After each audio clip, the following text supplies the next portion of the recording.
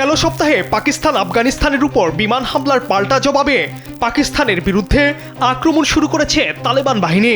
এ পাল্টা আক্রমণের ভয়ঙ্কর প্রতিক্রিয়াও পেয়েছে আফগান সরকার। পাকিস্তানের প্রতিরক্ষা মন্ত্রী তালেবান সরকারের সাথে খোলা যুদ্ধ ঘোষণা করেছেন।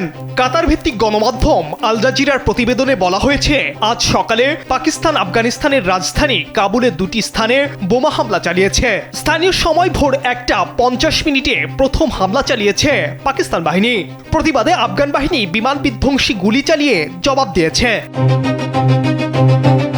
গেল বৃহস্পতিবার পাকিস্তান ও আফগানিস্তানের মধ্যে তাদের দুটি দেশের সীমান্তের গোলাগুলির ঘটনা ঘটেছে। স্যান্ডেলিনা সো, রূপচর্চায় আভিজাত্য। উভয় পক্ষই হতাহতের দাবি করেছে। যদিও কয়েক মাস ধরে এই দুই দেশের মধ্যে সম্পর্কের অবনতি ঘটেছে, তবুও কয়েকদিন ধরেই শত্রুতার বৃদ্ধির পর এই লড়াই পুরোপুরিভাবে শুরু হয়েছে।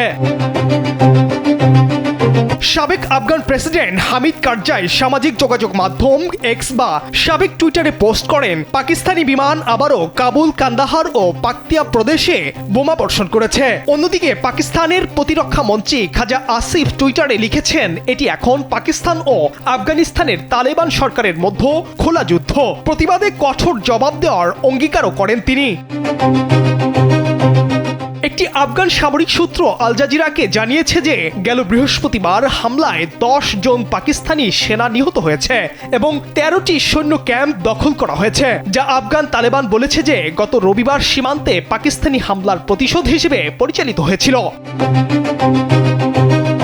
নাইম ইসলাম, কালবেলা।